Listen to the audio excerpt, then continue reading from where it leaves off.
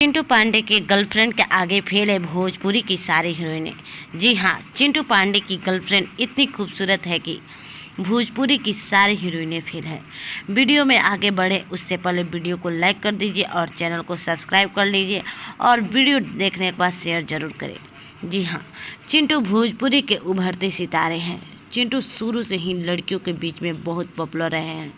शायद इसलिए इंडस्ट्री ने इन्हें चॉकलेटी बॉय के नाम से जाना जाते हैं।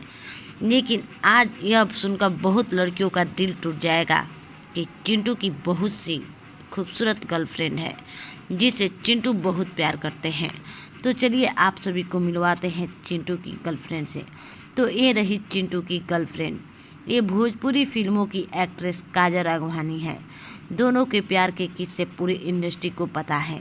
दोनों अपने एक साथ की फ़ोटो बिना बेहिचक सोशल मीडिया पर पोस्ट करते हैं और दोनों के बीच प्यार बना रहे और तो आगे चलकर शादी भी करेंगे। दोस्तों, आप सभी को इनकी जोड़ी पसंद आए कि नहीं, आप लोग कमेंट में ज़रूर बताएं। तो गाइस, हमारा वीडियो कैसा लगा? अच्छा लगा तो लाइक कमेंट शेयर कीजिए और चैनल को सब्सक्राइब करना ना भूलिए।